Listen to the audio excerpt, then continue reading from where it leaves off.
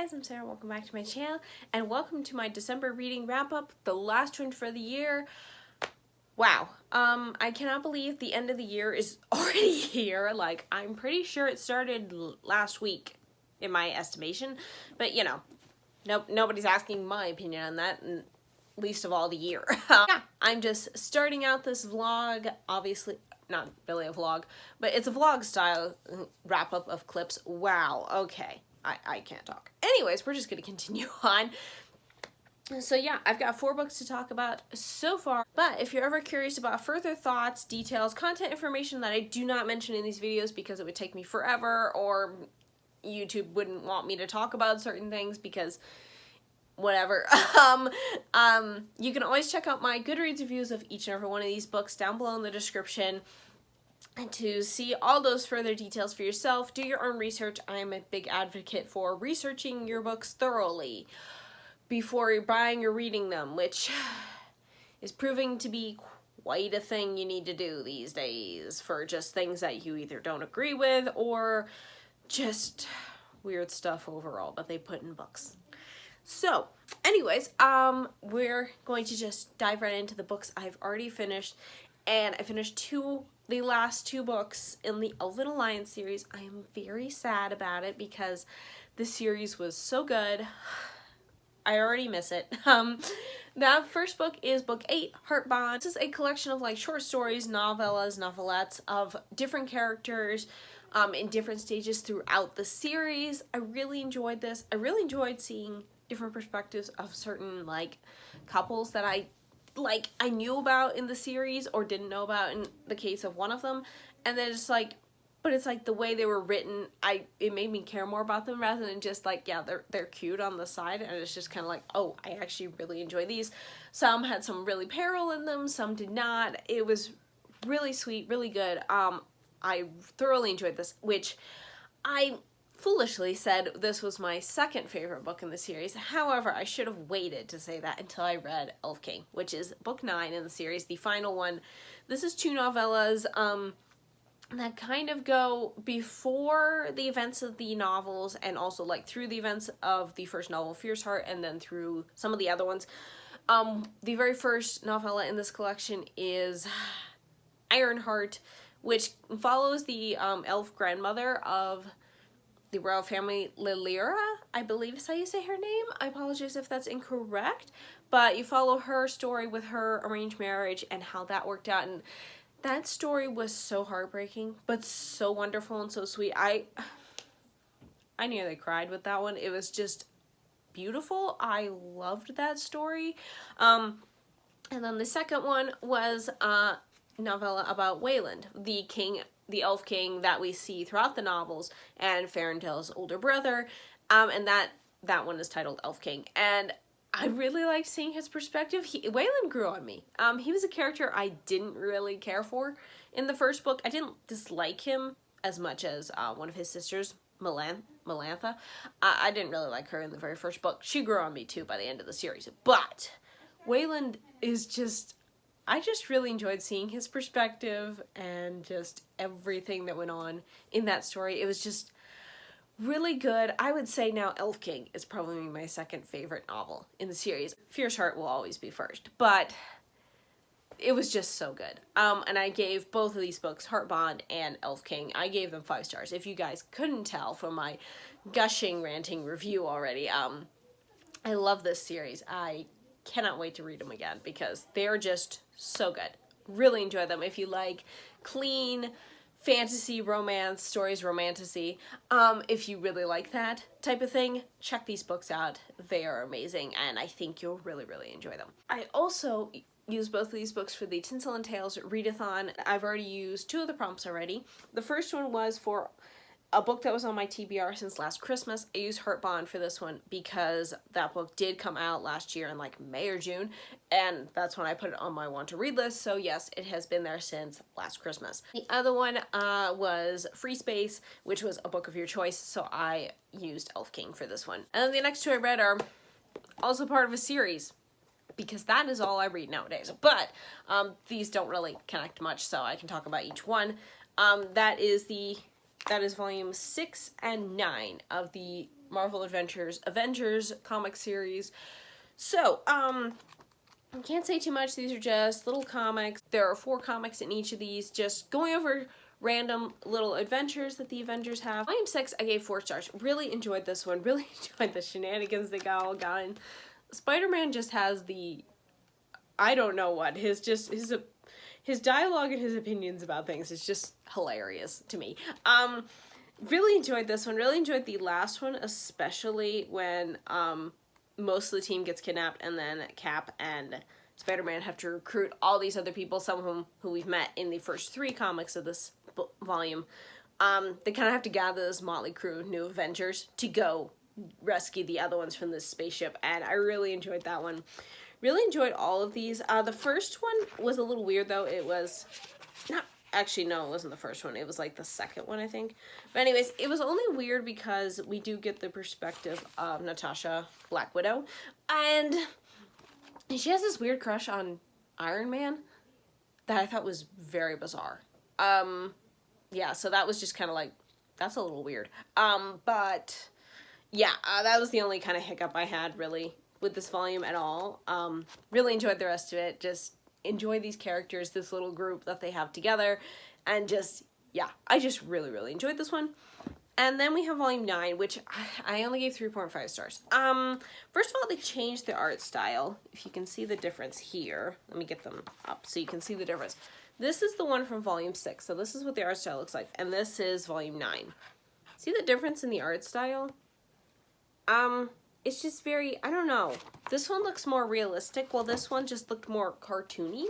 And I don't know if I like it. I don't really like the art style in this one. So, it's not bad or anything. I don't know. It sometimes just makes the characters look really different than they have been before. And I just don't really like it. So, there was that. And then, the first story was interesting. The first story was dealing with a lot of the Avengers and supervillains are not paying their taxes. It was an interesting choice of story, but some of the characters they chose to show in it was just kind of like, okay. The second one I didn't really get at all. There's like these dinosaurs that are showing up in New York, and then this one dude, this Kazar, I have no idea who this dude is. But he, like, can't drive worth a flip, and he needs to stop trying, because they're all gonna end up dead. And then there was another one where they got, like, time travel. It was just kind of a random bunch of things. The last one was, honestly, the best one. And that was the, this one, which is, called Lover's Leaper. This one, basically the whole premise of that last story is that Hawkeye accidentally sticks the profiles of the guy Avengers on the team on a dating site that's run by a supervillain. And they kind of have to go on dates and then try to get their information off his computers. It's just, it was just hilarious, the idea of just like, what is going on here? But it was really funny. I really enjoyed that one. That's the only reason I gave it a 0.5 star. Otherwise, it just would have been 3 stars all around. But yeah, that one was funny. It saved the whole volume for me. I would definitely reread that one. The other one's not so much in this one, but I would definitely reread that last one. So yeah, that's where the whole 0.5 star comes in because that was just hilarious. So, just first of all, before I get into the more books that I read, I decorated my shelves for Christmas. You guys will probably have already seen this in one of my other videos. But yeah, I just wanted to show off the tinsel I put up. I think it looks very pretty. Yeah, I just wanted to show that off. Okay, so yeah, let's just get into the rest of the books, or at least the next set of books that I have read. So, it being the Christmas season and all, I decided to read some, like, old, like, Christmassy type picture books. So, the first one I read was The Night Before Christmas by Clement C. Moore, the, original poem, and yeah, I don't think I've ever read the full poem. This is some of the artwork. It's kind of a big book, sorry. But yeah, I don't think I've ever read the whole poem. at least on my own. I'm pretty sure my mom and at least my grandma probably read this aloud to me when I was a kid, and I'm sure I've heard it before, but I didn't remember a lot of it or any of it. So yeah, I did really enjoy the poem. It definitely puts you in the Christmas spirit. The illustrations are pretty good in this edition. So yeah, I gave this one 5 stars. Then I read these two. This one, The Dog Who Found Christmas by Linda Jennings. This is just a little like scholastic book. It has some really nice artwork. But yeah, I ended up, it's just about this little dog who gets dumped by his family before Christmas, and yeah, he has to find a new home. Yeah, I gave it 4 stars mainly because it's kind of really sad at first. Like, these people just dump their dog. I mean, it's like, why would you do that? It just made me feel sad, but it's a happy ending. And the little dog is just so cute. I mean, like, you know, how could you say no to that little dog? But yeah, but that's why I gave it 4 stars, because I enjoyed it, but also at the same time it was like, it kind of had a sad beginning. So I just went with that. And then the last one I read is, it's not really a story so much as it is a song with illustrations. That is Mary, Did You Know? By Mark Lowry, who wrote the song. And this is just, sorry, it's a little hard to hold with the dust jacket, but ow, I just smacked myself in the face. Anyways, it's just the song with really beautiful illustrations. So yeah, it's the different lyrics. It has some Bible verses at the bottom, but yeah, these are really hard to hold up. But yeah, I really like this. I really like the song. So yeah, and I just really liked the artwork that went with it. So yeah, really enjoyed this one. Gave this one 5 stars. These are like picture books we've had in my family for like forever. So yeah, but it was really neat revisiting them. And I read 2 books in the same series, but they're kind of standalone, so it's not the typical I read more of a series, I can't tell you anything about it. So the first one I read is actually it will be released by the time you guys see this video, but as I am filming this, it is coming out December 23rd, and that is Rescuing a Supervillain by H.L. Burke. This is the 6th book in the Superhero Romance Project series, I believe. If not, editing Sarah will correct me down here. Yeah, I got an e-arc from this, so thank you very much to the author for giving me a copy to read and review. I gave this one 4 stars. In this one we follow Sam. He is a struggling superhero. Ever since his team tried to rescue some people and one of the people he couldn't save, they ended up dying. He's been kind of having panic attacks. He's not been able to be his job as a superhero. So, he basically gets benched and he decides to use his time to try to get back into the zone of things, to volunteer at a cat shelter. This is where he meets Bea. I believe that's how you say her name. It's Bea. Is B correct in how you say that? I'm not sure. That's just what I'm gonna call her. She is also at this cat shelter, but not for the reasons that you would think. She is actually a supervillain, but because something went sideways with their team of supervillains, she is basically just gonna get cut out of it. She's desperate for just to find a home and a place that she belongs, so she ran away with the goods that they stole. And now these supervillains are looking for her, but she's been able to hide successfully at this cat shelter because her superpower is she can shapeshift into a house cat. So goes on with their relationship growing, and yeah, it just goes from there. I would say so far in this series, this is probably my least favorite book in her Superhero Romance Project series. I still gave it 4 stars. It's still really good. The character growth is really well done. I will say, I think partially I wasn't as into it at the very beginning was because I had just finished the Elven Alliance series, and I was kind of feeling very sad that that was over, so I was kind of having like a little book hangover from that. So I think that's why I wasn't as engaged with it in the beginning. Also, Sam and Bea aren't exactly my types of characters. Sam he's a very nice guy and stuff, but he's also a little, how do I say this nicely? He's a little too passive sometimes, which fits for his character, and it fits for like how skittish and stubborn and stuff B is. Like, she needs a guy that is really sensitive and caring, so that fits perfectly just fine. And I think a lot of people would like their characters, but she was a little abrasive sometimes, which I totally understand. She was on the run, she was hiding, she didn't want people to get too close, things like that. I think it was more Sam than her that it didn't annoy me. It's just they're not the types of characters that I'm drawn to. I still really enjoyed the book, especially towards like the halfway mark, towards the end, when things started really going down with like the supervillains and stuff. Really, that was really interesting. I also really liked seeing a cameo from Braden, who is the main character in the Second Chance Superhero. I really like that book. I really like his character, so I was very happy to see his cameo in there. So still really enjoy it. Still really highly recommend this series. This one was just my least favorite out of all of them so far. And I reread a book in that same series. I reread the first book, and that is A Superhero for Christmas.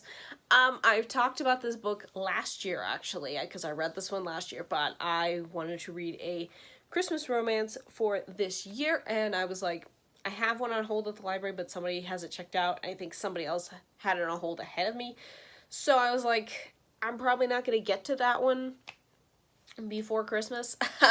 So I decided to just reread this one because I was kind of really like, I really want to reread this one.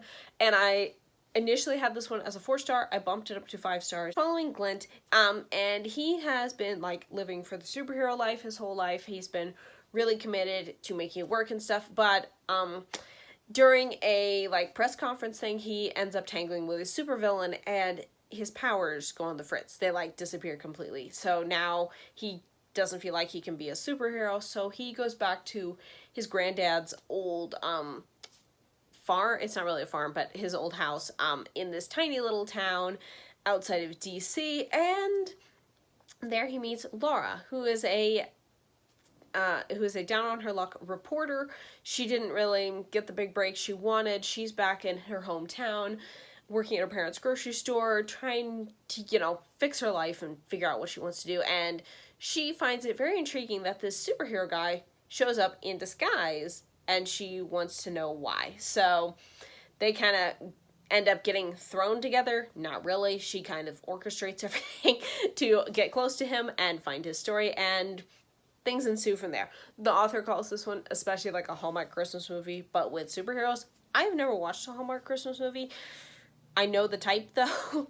It's weird. It's like I know what's in a Hallmark Christmas movie, and I've never even seen one. So it's telling on what the genre specifics for a Hallmark Christmas movie is.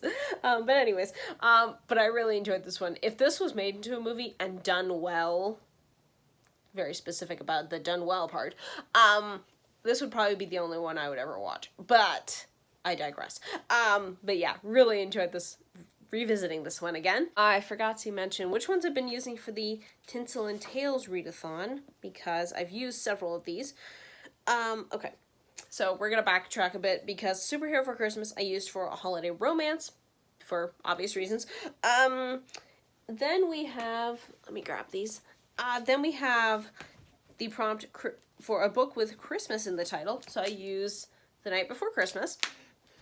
Then I did a book with snow on the cover or in the title, and I did Dog Who Found Christmas because there is snow all around, and the end pages of this, there's like the snow motif all the way around. So yeah. Oh, here they are. Yeah, all the snow. So I decided to use this one.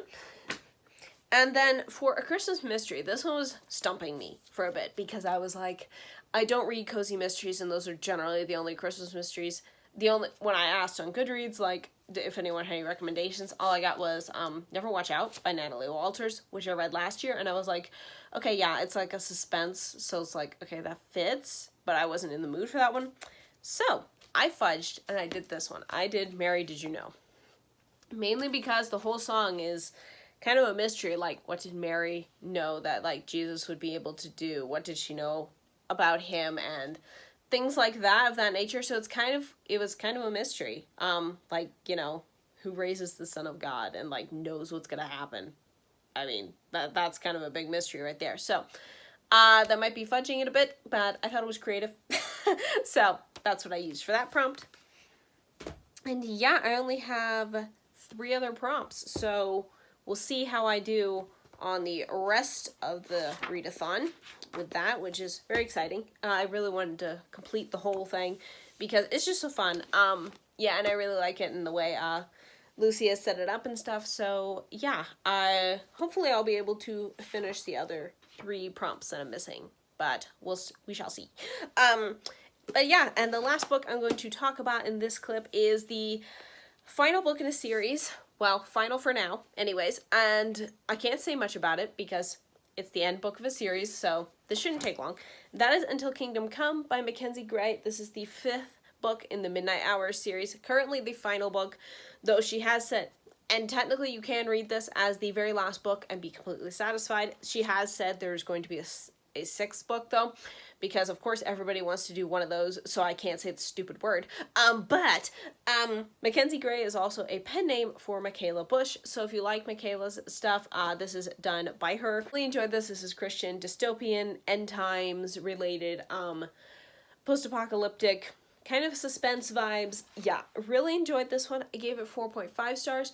I will say the last 2 books in the series, Book 4, Remnant of Us, and this one, Until Kingdom Come, I did give only 4.5 stars as opposed to the first 3 books, which I gave 5 stars.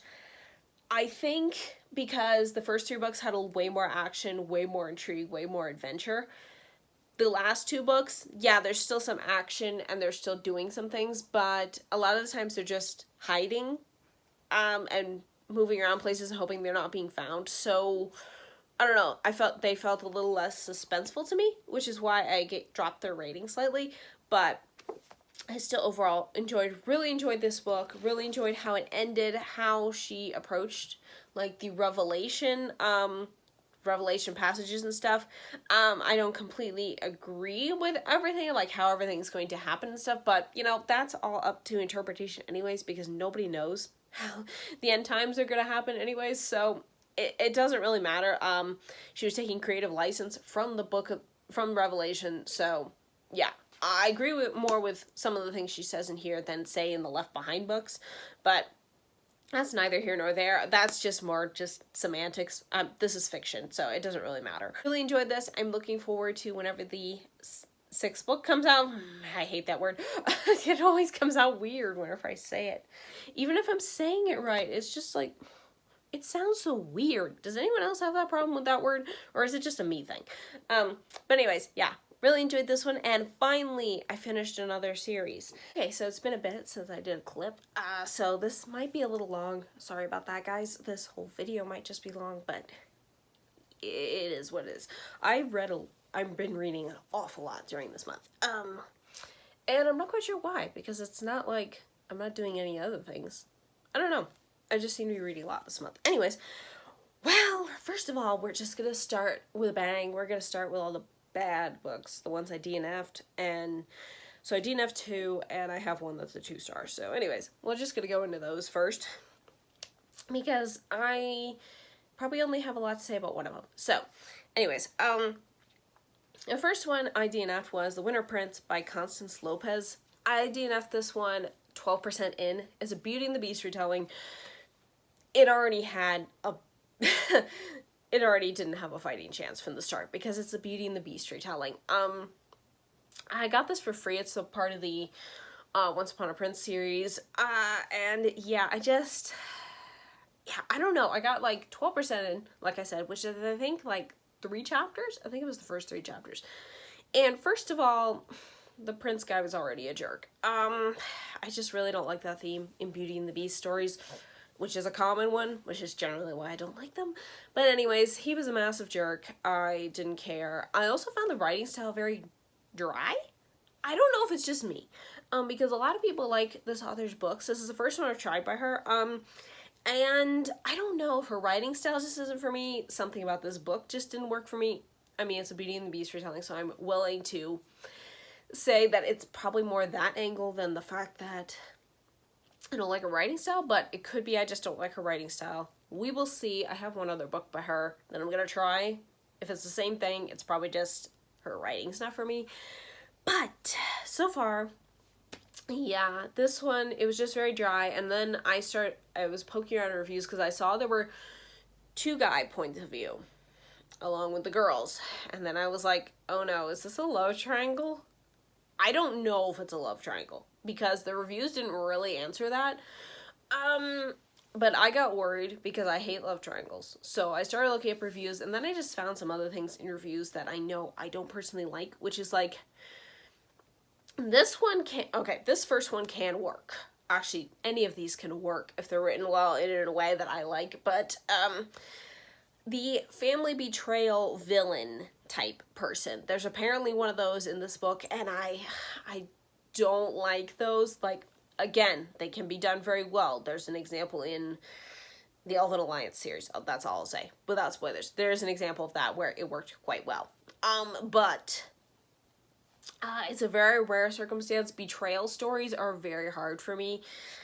Yeah, because I generally just don't like them. It's just like, either you could have been honest, or you could have found a different way to do that without betraying your friend, your family, your wife, your husband, your dog, anything. So yeah, there was that part in there, and I was just like, okay, I'm not gonna like that. And then another thing, a lot of people were saying, there was mixed opinions about this one, of course, but this one specifically, some people were saying that the romance is very quick, and they didn't quite see like what the girl saw in the guy, and there weren't a lot of scenes with them together building a relationship to like be what it was at the end. And I was just like, okay, I don't really like that type of romantic building, so I just decided to quit because the book wasn't impressing me anyways with the first 3 chapters. So I just decided to DNF this one. It does have a very pretty cover though. And does anyone else think this guy looks like that actor in the Witcher TV series? Not that I've watched the series and I wouldn't recommend it. I've heard it's very adult. But doesn't he look like that? I thought this guy looked really close to him. It's like, that looks like that guy from The Witcher is what I thought when I first saw this cover. Did anyone else think that? Let me know. The next one I DNF'd is one I tried twice. I literally tried it once, thought I didn't like it because of my mood, so I put it down. Then I picked it back up again because I was thinking, okay, I'm still interested to try this. Got a little bit more into it, and I'm just like, no, I don't like the way this is being written. So, that is The Poison Prince by Kristen J. Dawson.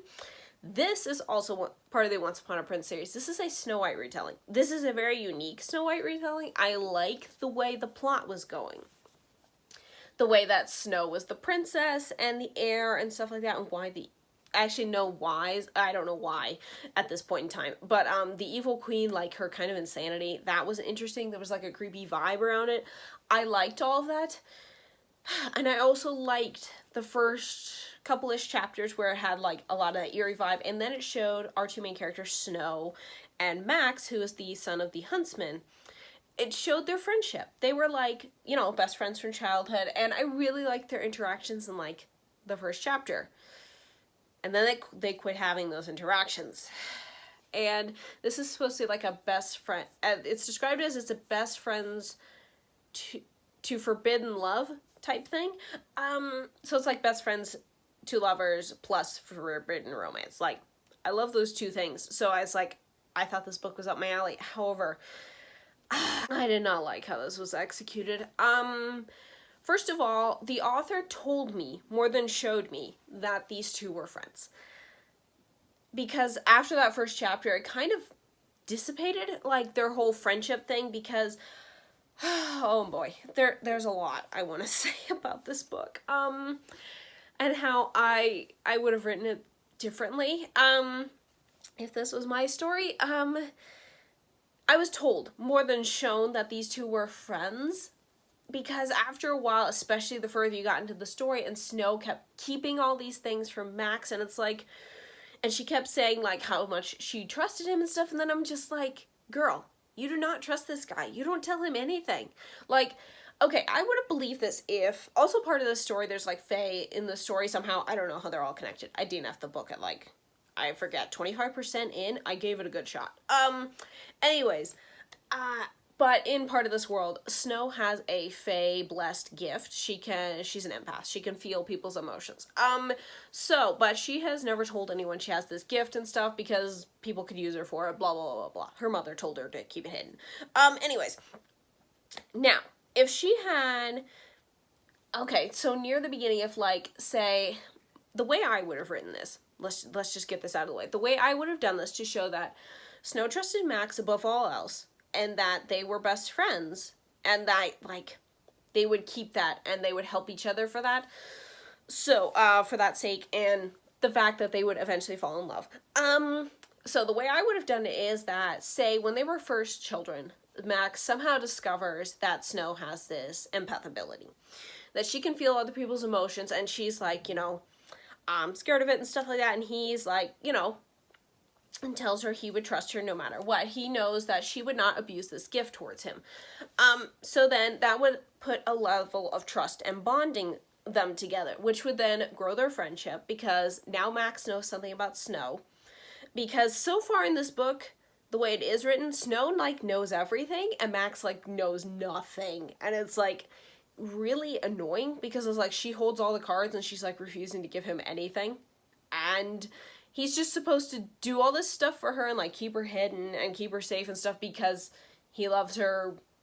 Why? I don't know, because the author stopped showing me that they were friends that would grow into more.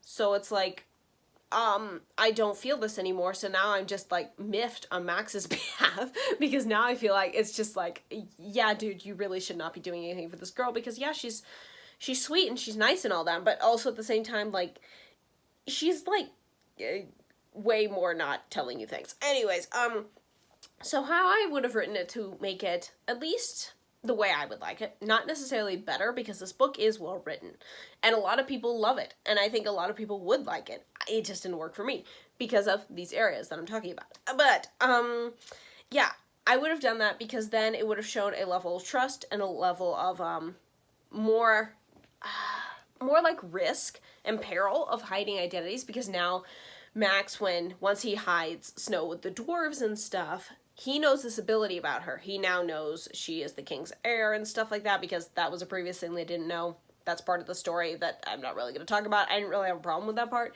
except that maybe Snow could have alluded to Max, like, a few times talking throughout that, like, she's keeping something from him because she can't tell because she's been forbidden to, but she's also very confused by it. So, you know, more bonding moments between the two of them, so I could believe they're friends. Best friends, specifically.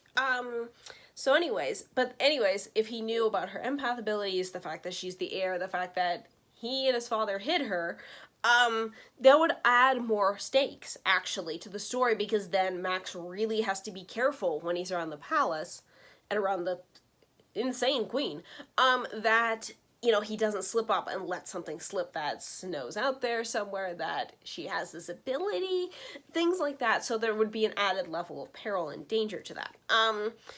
That unfortunately did not happen in this book, and their whole now, like, friends to lovers thing doesn't feel realistic, because I don't see them as friends. I've just been told this whole time that they're friends. I haven't seen it, except in, like, the first chapter. So, yeah, I was more just disappointed by that. I mean, I literally was cleaning my pony's pasture, literally going over this entire thing to myself. Like, literally, I spent probably a good hour out there just trying to figure this out, why I couldn't read this book, and why I was disliking it so much. So, yeah, it has good points. I think a lot of people would like this book. It's just, I think those elements I was talking about would have made it better, at least in my opinion. So, yeah, sadly, DNF this one too. Also for a series, just gonna add this one thing. For a series where it's the Once Upon a Prince series. So this is supposed to be more about the guy's perspective in getting the girl and, you know, getting their happily ever after and stuff. So it's supposed to be more focused on the guy character, which is what I was most excited about with the series. And so far with the books I've read, most of them have also had the girl's perspective as well, but she's definitely the lesser character compared to the guy.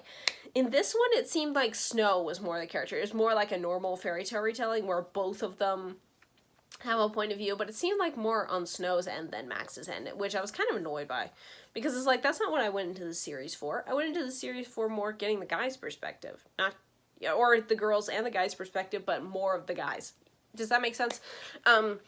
So yeah, I was kind of miffed about that too. On top of everything else, that was like the minor offense of the book, but the rest of it was more so, but it is what it is. It just didn't work out, and I'm very sad about it because I wanted to like this one. Okay, so the 2-star book that I have is a short story. Again, a Beauty and the Beast retelling of a sort. That is Daughter of the Beastly Beauty by Michelle L. Levine. I don't know if I said the author's name correctly. I apologize if that is incorrect. There's really not much to say about this one. I read a short story by this author in an anthology, and I really liked it. I thought it was really funny, really creative, and I heard that this was a short story that was kind of a prequel to that one, so I was very excited. I got it as an ebook, and I really wanted to enjoy this one. Unfortunately, it just didn't have the same charm and funniness as the other one I read did. I don't know if it's because it was a Beauty and the Beast retelling, or I don't really know what happened. If it's just a Beauty and the Beast retelling and that just didn't work for the story, or the way it was written, I don't know what happened. Half the time it was just mostly the main character rambling about things in her head, and half the time I couldn't even follow what she was thinking about. I don't know, it was just a disappointment. It wasn't bad. I finished the whole thing. And it was interesting, like, seeing where certain characters met each other and stuff like that. But beyond that, it was just kind of meh. And I didn't like it enough to rate it as a 3-star, so that's why I put it as a 2. But it's not bad, it's just, there. That's really all I can say about it. I do feel kind of bad that the only rating on it now on Goodreads, though, is mine as a 2-star. So I do feel kind of bad about that, but not much I can do about it. I'm not going to be dishonest and rate it higher just because. I rate and review my books as honestly as I can, so it'll have to stay with a 2-star. Sorry. Okay, so on to better and brighter things. These are the books I did enjoy. The first one is a devotion I've been reading for most of the year. That is Extreme Devotion. This has been compiled by Voice of the Martyrs. And yeah, I've been reading this since apparently May. I thought I started in January. Apparently I didn't. I started in May. It's like, why I have a feeling like I've read this book forever. Anyways, this was a reread. I have read this one before a long time ago. And yeah, it's just devotions about, with the stories of persecuted Christians from around the world, past, present. And yeah, it just has a little verse section. And yeah, it's a typical devotion, but it's about definitely extreme consequences of following Christ in different countries and what these people definitely do for him and stuff. So yeah, I find this very encouraging, and yeah, really enjoyed this one. Highly recommend it. I gave it 5 stars. Okay, and then the next one I read is actually a 2-in-1 bind up. This is for the Nutcracker, the original story of the Nutcracker. This includes the Nutcracker Mouse King by E.T.A. Hoffmann. This is the original, obviously translated into English because I don't know German, the original German story that I read last year, I think it was last year, as an audiobook that I found on YouTube because I was feeling terrible that day. So I just decided to listen to the story randomly. And so I reread it this year. Really enjoyed it again. Re-gave it 4 stars. Then I read the second tale, which is an adaptation of this one, which is the French version by Alexandre? I don't know how you say his name. Dumas. And that is the tale of the Nutcracker. Basically, same story, slightly different iterations. And yeah, I really enjoyed this. I gave this whole volume 4 stars. Each of these stories I gave 4 stars. I really enjoy this story. And this edition has an introduction, like talking about the author, mainly, both authors, and like their differences of their stories and how those related eventually to the ballet, and yeah, just the different historical contexts and stuff, and kind of historical contexts and like what the symbolism is and what especially the original author was saying. I mean, like, this is the introduction.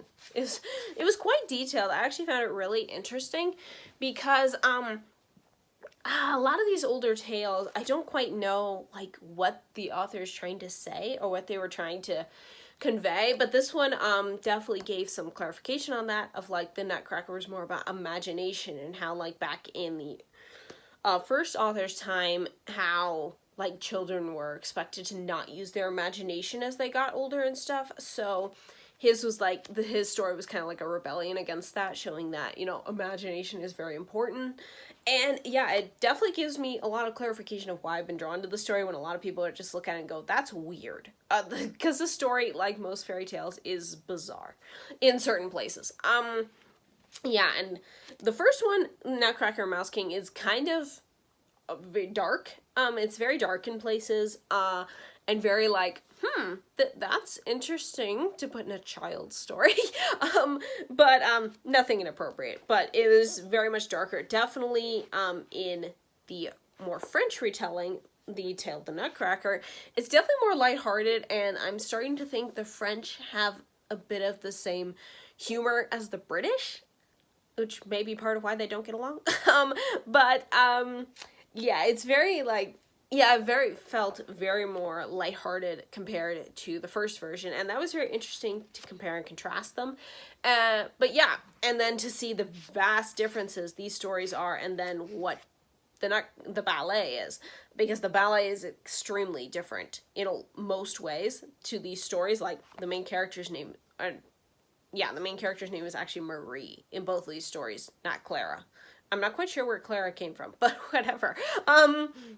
But yeah, really enjoyed this. And yeah, I would definitely read these again. Because yeah, I really enjoyed them, and yeah, that's pretty much all to say about that. I also did use this for the Tinsel and Tales readathon. The first one mostly, Nutcracker and Mouse King. I used it for the Christmas book adaptation and to watch the movie. There aren't actually that many, surprisingly, movie adaptations of this book, and no, I'm not talking about that lame Disney live action one, The Nutcracker and the Four Realms. That was stupid.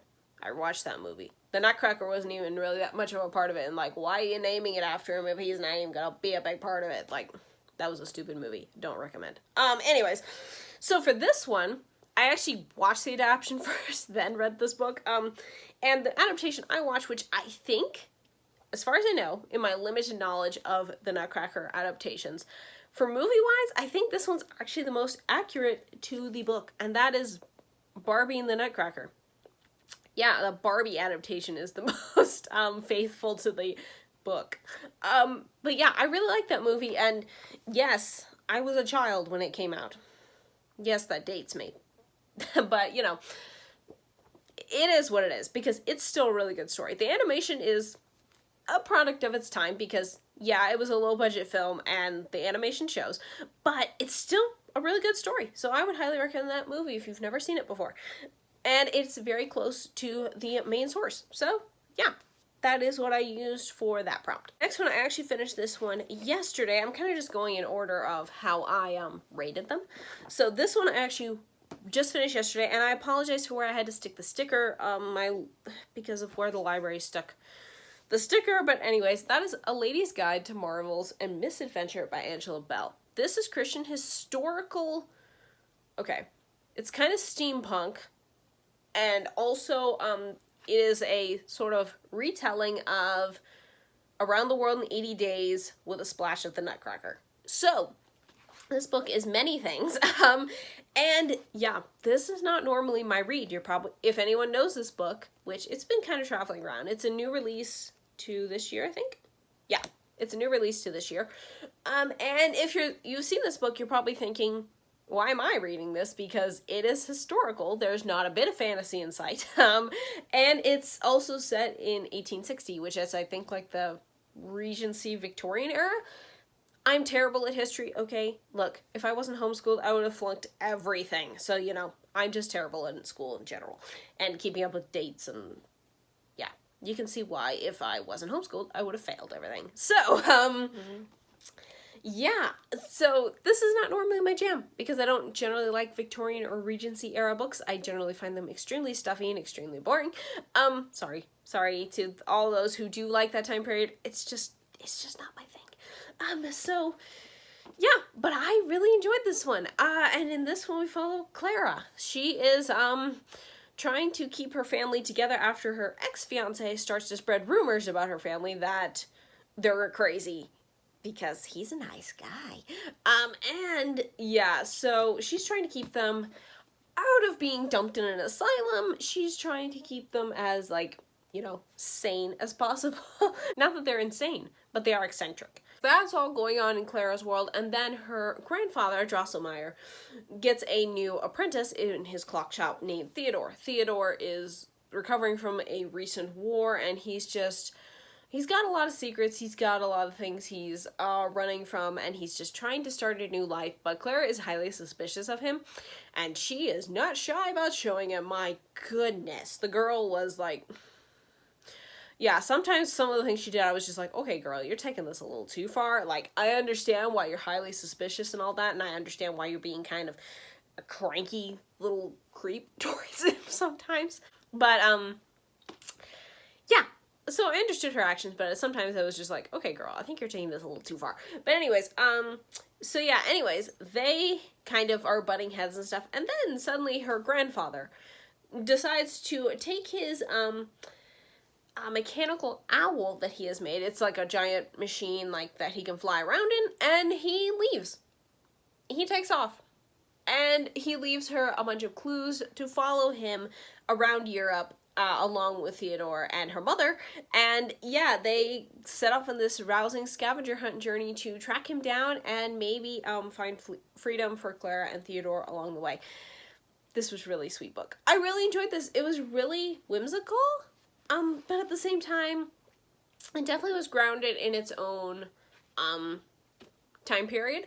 I really enjoyed this. I really enjoyed both characters. We get perspectives from Clara and Theodore. I really enjoyed both of them. Like I said, Clara could be a little overboard in her protectiveness sometimes, but I understood it. And I just really enjoyed this. This was just a lot of fun. I liked it. I did catch a few, like, nods of, like, the inn names where it's like, you took that from the Nutcracker, didn't you? That, because, like, there's, like, a gingerbread inn, and then there's another one where it's, like, about oranges, and I'm just like, yeah, that's clearly from, certain scenes in the original book, and, yeah, so, I'd say a splash of Nutcracker. It's mostly if it's a retelling of anything, it's mostly Around the World in 80 Days. Not that I've read that book, or watched any movie or TV series around that one. I haven't.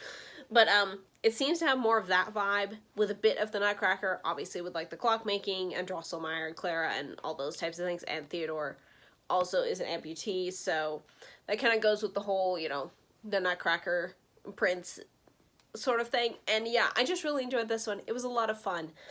And yeah, I would highly recommend it. I gave it 4 stars. And I finally caught up to one of the series. In fact, I think I've almost caught up to all of her superhero books so far. That's Wishing on a Supervillain by H.L. Burke. This is the 4th? Yes, I think this is the 4th book in the Superhero Romance Project series. This one was super cute. I really liked this one. I gave it 4.5 stars. In this one, we follow superhero Nixie. She is working with, like, a, I forget the name of it. It's like a wish granting service to sick kids, kind of like Make-A-Wish Foundation, that type of thing. So she wants to work with them, and so she decides to work with them, and she's very idealistic. She really wants to just help make the world a better place, help these sick kids. But this one kid, Oliver, he wants to meet this notorious supervillain, whose name's Switch. And yeah, so Nixie's kind of roped into getting Switch to meet and hang out with this kid without, you know, being a supervillain. And yeah, so she tracks him down, and Switch agrees. He's very confused why this kid wants to see him, of all people, like, he's a supervillain. So yeah, they kind of team up together, kind of unwillingly at first, but also, like, willingly at the same time for Oliver's sake. And yeah, they team up together to just make his wish come true and possibly start a romance in between these two characters, and also possibly help Switch get out of being a supervillain. And it was really sweet. I really liked the dynamic between all 3 of the characters, Nixie, Switch, and Oliver, I really like them. I just like them individually as well. They're just really great characters. I only docked it a half star because I did feel the climax was a tiny bit flat. The whole, I can't say too much, because of spoilers and stuff. Yeah, one of the people gave me, like, bad vibes from the start. If you've read the book, you will get what I mean. But yeah, I just really, yeah, I just really enjoyed this book. I'm not sure what else to say about it. Oh yes, there is possibly some trigger warnings. Switch is trying to track down a drug dealer and shut down his drug dealing ring and stuff, so there is a lot of conversation around drug overdose. People in the past having died from that, and rings and stuff like that. So there's a lot of talk about the dealing side of things, mainly because Switch and his friend are trying to shut them down. But yeah, they're not really having a ton of progress, but they're trying to. And there's also some talk about teen pregnancy and giving up a child for adoption. So there is some conversations like that, which may not work for some people, but I really like the way the author handled it. And yeah, I just really enjoyed this book, really enjoyed these characters. If you're looking for a kind of a sort of rom-com-esque storyline, but you want some action and you want some superhero drama, this is the series for you. And then, okay, this book. I love this book. I read this in 2 days because I loved it so much. I read it as an ebook. Then I loved it so much, I don't even remember if I finished it before I bought the physical copy. I was pretty close to finishing it, if nothing else. And that is The Wicked Prince by Celeste Baxendale. Yes, I have heard Celestia Augusta about this. Then Lindsay talked about it in one of her Goodreads reviews. I don't think, she might have a recent reads video out now that's talking about this book, but when I first saw it, she was just gushing about it in a Goodreads review, and yes, the hype is real for this book. It is a Robin Hood retelling where Prince John, the notorious Prince John that we have been taught since we watched the Disney animated version to hate and despise and laugh at, he is the hero in this story. And he is, my goodness, an arrogant little jerk. But he's also, like, endearing. The author, prompts to the author for pulling this off. She, like, made him so arrogant, but at the same time, it's like, he kind of deserves his own praise that he heaps on his own head because he's like, he is that good. And also, like, he also does have a soft side and a humble side, and it's like, who is this man? And why do I like this man? Anyways, we're talking about Prince John here, and he comes up with this way to capture Robin Hood, who in this version is a girl, and he proposes to her a sort of truce, in order she will stop thieving, and he will marry her, and get the people off his back. So yeah, and get kind of like his brother, King Richard, off his back for, you know, not sending enough money and supplies to the war effort because they're too busy trying to catch Robin Hood. So he's just like, cool, I'll catch her and I'll marry her. Because that sounds like it'll end well. But yes, I love these cute characters. They are both adorable idiots who couldn't even realize they were falling in love with each other. Like, at one point I was just like, help me please, these two idiots love each other so much, and they don't even realize it. It is adorable. This book has to be experienced by you in order to understand the hype, because at first, yeah, I looked at this, I looked at the title, I looked at the description, I was like, how is this gonna work? How are you gonna make me like this guy?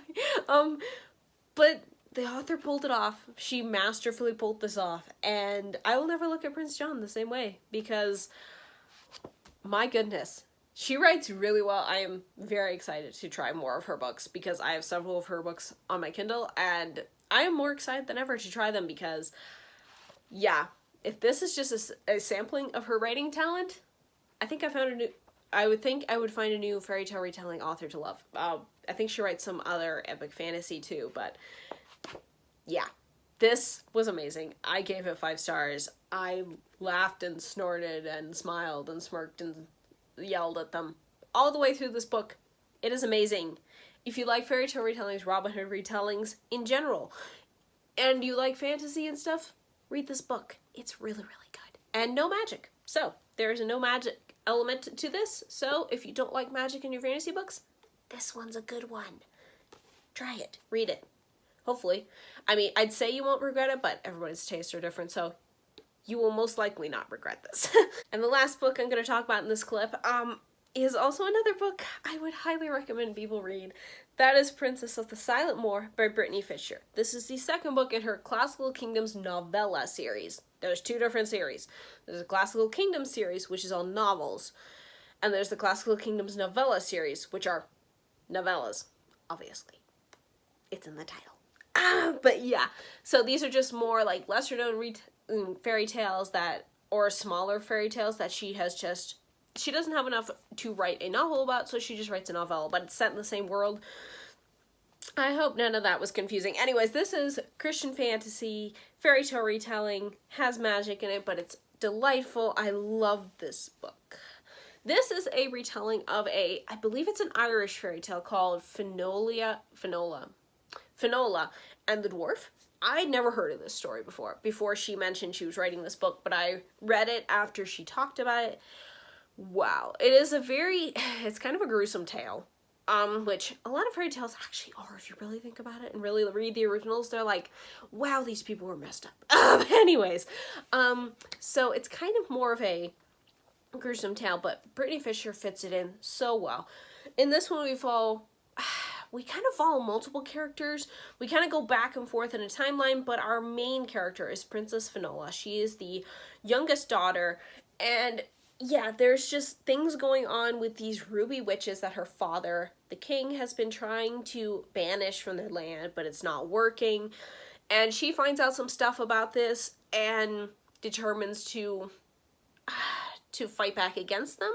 In a way, we also follow her friend Declan, who is a knight, and things happen with them. I can't really say much more than that. The plot, you kind of just have to go in off the description of the book. You kind of have to go in a little blind, like, you know, we're dealing with those characters because we get the king's perspective as well, and what is going on with the witches, and you get all this, but it's also in this way where it's wrapped up.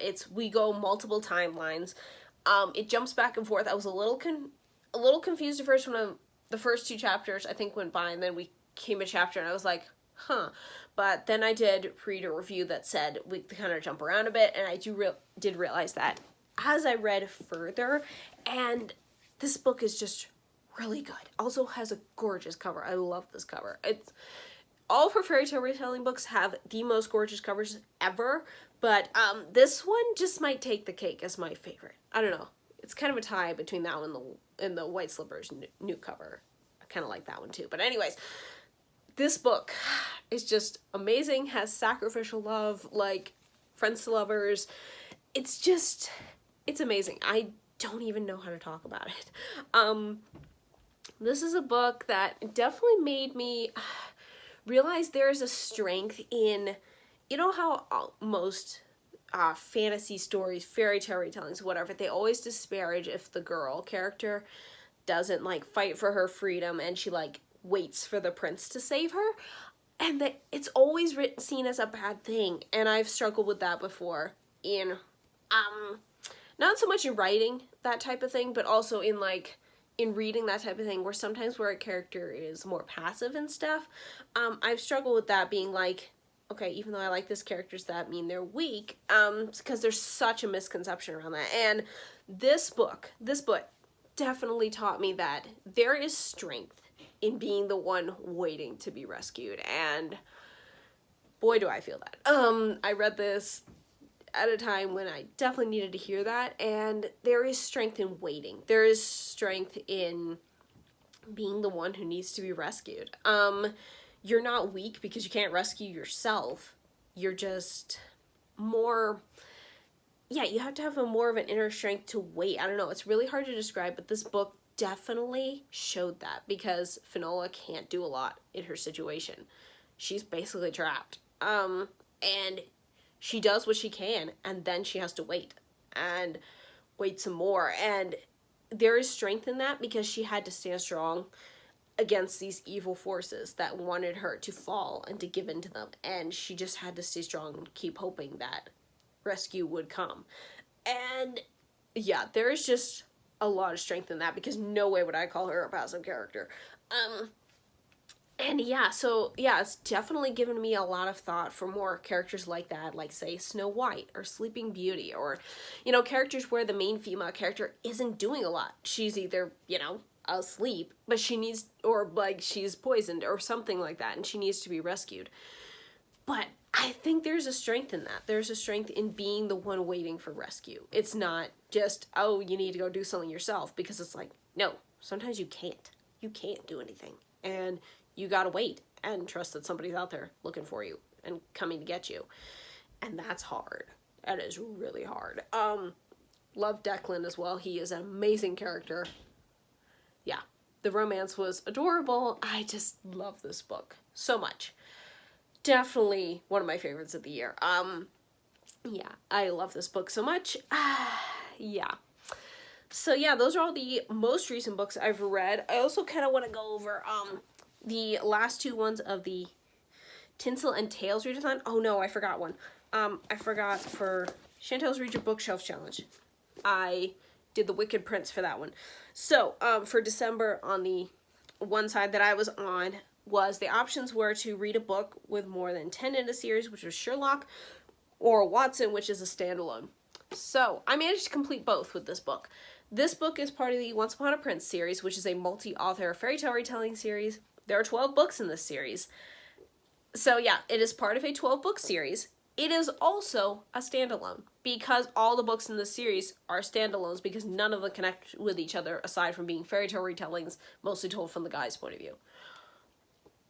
So yeah, I managed to complete both prompts with this book. Very happy about that.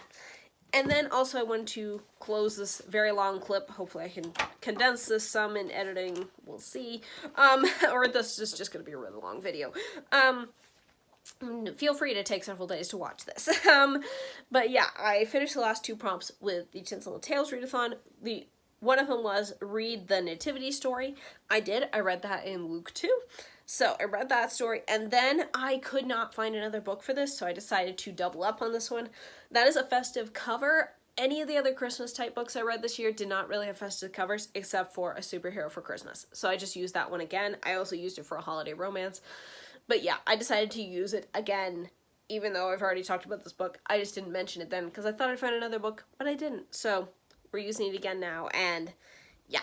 So we're finally at the last clip for December, and I'm really sorry this is such a long video, guys. I'm editing this down as much as I can, but I just think it's going to be really long, so I apologize for that, and thank you so much for staying all the way to the end, or if you watch this in multiple days, that's totally fine.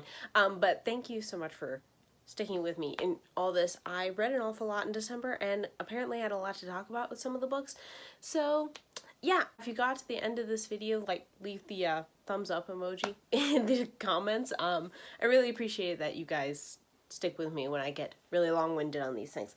But anyways, before I get more long-winded, I'm going to wrap up December with the last three books that I read. And the first one, we're just gonna get this one out of the way because I don't have a ton to say about it, and that is The Shoeless Prince by Jack Stevens. This one is these last three books are actually all part of the Once Upon a Prince multi-author series. This is the last one I read technically, but yeah, I still enjoyed it. I gave it 4 stars. We follow Archie. He's the youngest son of a miller, and he kind of gets, when his father dies, he gets inherited the magic cat, who is this cat who seems like extremely smart, who has been hanging around their mill. And yeah, this cat is questionably smart, like almost people smart. His name is Leo, and he kind of ends up, Archie asks him for help to like make his life better, and then Leo also wants things for him, so he kind of like helps him but also ropes him into doing things for him. Yeah, Archie then falls in love with the princess of the kingdom, and there's just lots of things going on. Basically Leo's like orchestrating a ton of things, and there's a mystery around Leo, and I enjoyed it. I read this in one day, so it was pretty enjoyable that way, and I kept wanting to know what was going to happen and such. But yeah, I really liked the plot line with Archie. I really liked him, which is good because he is the main character. I did really like him. I liked his relationship with the princess. That was really sweet. Leo, I didn't care for. He was the other side of the coin, and he just never changed. My biggest problem with Leo is I felt he was exactly the same person, or cat, I should say, at the beginning as he was at the end. So, yeah, I didn't see much growth in him. He didn't seem to realize much of anything. Like, he realized a couple things, but it's kind of like, okay. They were kind of just minor things in the grand scheme of things, and I don't know. So while I enjoyed the book, and I read it all in one day, I don't know, I still liked it, and I still would give it 4 stars, but I don't think I'd read anything else by this author, which I did try a chapter of one of her books in my try a chapter video that I did, and I didn't care for that one either, so I think this was just I enjoyed it from her, but I don't think I'd read anything else from her, and I don't know, I liked it, but I also had elements I had problems with, so yeah, overall, 4 stars. I would recommend it, especially if you like Puss in Boots retellings that stick really close to the original. And yeah, I did enjoy this one. We're just going to do this one because I don't want to end the video on a sour note, but then we have a 2-star book from this series, and that is The Awakened Prince by Alora Carter. This is a Sleeping Beauty retelling. I really wanted to like this one, but there were just a lot of different elements I couldn't get behind. Basically, the basic plot line of this one is our main character, Killian. He is the prince of this kingdom, and he's been betrothed to this missing princess since he was like 3, 5, something like that. She was a baby, and then she disappeared off the face of the planet. He's like, why do I have to still marry this person who's apparently going to save the kingdom, but she doesn't seem to exist? He then goes into this forbidden magical forest one day and meets this girl, Rayla. I think that's her name. And she doesn't even, like, speak his language and stuff, so he keeps going back because he's very intrigued by her, and he starts teaching her how to, like, speak his language and stuff, and things go from there because, like, the evil fairy person wants still control of the kingdoms and stuff, so she's gunning for them and stuff, and, yeah, you can kind of see where it's going from there. I will say the plot for this one was pretty unique, especially, I will say the first half of this book, I would say, I think it's about half, it was fine. I didn't really care for it. I don't really care for any of these characters, unfortunately. But yeah, when we got to the second half, when, I'll just say the curse gets activated, because it is Sleeping Beauty, everyone knows what the curse is, but when it gets activated, and then Killian kind of gets thrust into actually doing something, I thought the last half of the book was way more interesting, except for some elements resolving his father, who was an absolute jerk and just got kind of like a slap on the wrist at the end. And I was like, no, throw him into, like, the pit of hell. He is a terrible human being. Okay.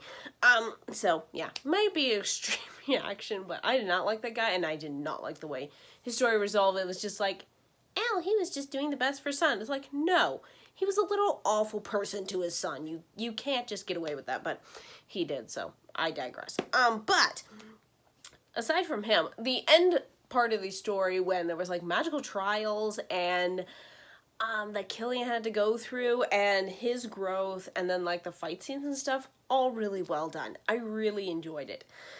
That part. Anyways, problem is I still didn't care much for Killian himself, because his whole character arc is supposedly, like, he quits at things too early, and he's, like, a quitter and stuff like that, and he doesn't try hard enough. The problem is I didn't see that. Like, most of the time when he was trying to do things, other people, like, you know, the freaking king, his father, who he couldn't really override because he's the king, he's, like, wouldn't let him do anything. It's like, well, what's he supposed to do? I mean, he can't just supersede the king. That's kind of a problem. You can't really do that without, you know, like, risking treason.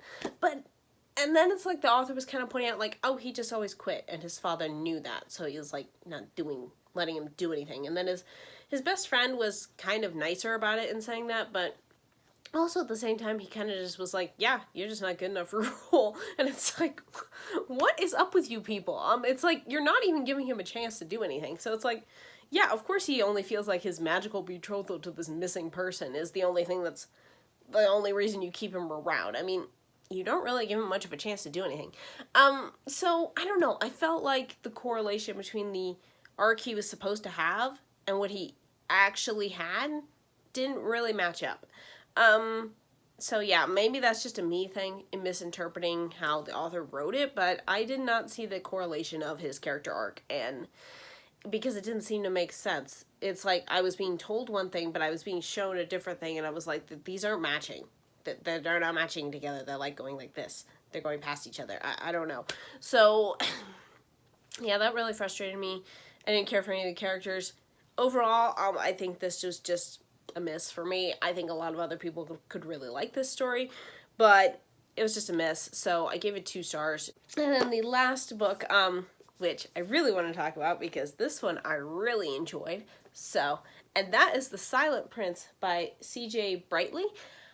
This one is a gender flipped, a Little Mermaid retelling where the guy's a merman and the prince is a princess. So the human prince. Wow, did that make sense? I hope so. I'm a little out of it today, if you can't tell. But yeah, I really enjoyed this one. This one we follow Grayce. I don't know if that's how you say his name. The merman.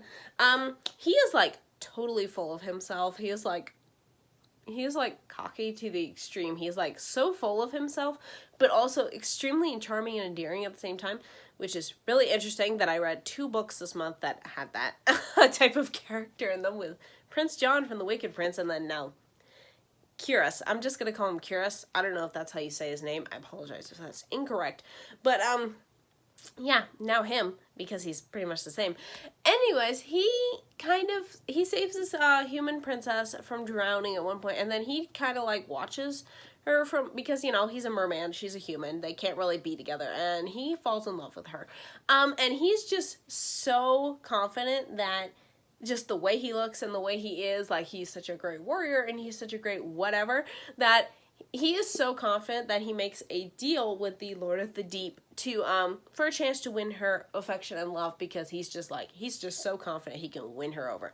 But of course, his voice gets taken from him, so he can't talk. But the mermaids have sign language, so he is able to communicate somewhat through sign language, except that the humans unfortunately don't know.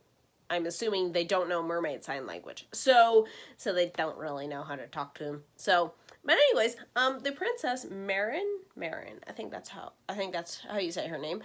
She is like having to entertain these lords from different lands because they want her hand in marriage, because her father's has ailing. Okay, wow. Her father has failing health. Her kingdom's just under scrutiny from these other kingdoms, and so she uses Grayce here. She asks him to kind of impersonate being a suitor of hers, so he can kind of like help them weed out who is a good person and stuff. And he's of course just like, well, I want you to marry me, but he's like, you know, I can help you by being a merman and like protect your waters and stuff. But of course, you know, he's saying all this through sign language, and they're like, we don't understand you. And yeah, it just goes from there, and I really enjoyed this. This was a surprise for me. I originally read it as an ebook, and then I bought the physical copy. I actually even waited to film this clip until it came in, so I didn't have to edit in another picture. But yeah, I really enjoyed this. Grayce is just, he's endearing. I don't know how he does it. He's endearing while being the most arrogant little piece of work I've ever seen in my life. But he's also like so charming, and the insults he was giving these lords through sign language was just had me rolling. It was just like, this guy, if he could talk, I have no doubt he would have said these insults to these lords. But like at the same time, he's just like smiling and like signing about how he feels exactly about them. And it's just, it's hilarious. I don't know. I just really liked this. We don't see Marin's perspective at all, but I didn't need to, because the way he viewed her, and like he was just so smitten with her, it was adorable. And her personality shone through anyways. Also, surprisingly, he has a friendship with her. He's like her captain of the guard. Brighton, I think is how you say his name. And yeah, I really enjoyed that relationship. I didn't think that would be in there, but yeah, his friendship with Grayce, I really enjoyed that. I enjoyed a lot about this. There is part that Grayce does have a problem with. He does lick objects, to like identify like who was touching them and like what they are and stuff. And that kind of initially, when I first heard that, when Celestia first mentioned that when she read this book, I was kind of a little put off by that. I was like, oh, that could be weird. But actually reading it in context of the story, I was actually fine with it, because it's a very much a mermaid thing, a merman thing, a mer thing. I'm not sure what you call them when it's just separate. Is it the mer? I think that's what it is. Anyways, but yeah, when he did that as a part of just like, that's just what they do as part of the, like, their culture and stuff, the way it was written and the way it was portrayed through how he was searching out things and stuff, I was fine with it. It was a little strange, and everybody did, as I mentioned after a while, why are you looking stuff with that? But it was a little weird, but at the same time it's like, well, he's not really a human, so it's like, okay, it's fine. But yeah, I really enjoyed this. I gave it 4 stars. It was really good, really fun.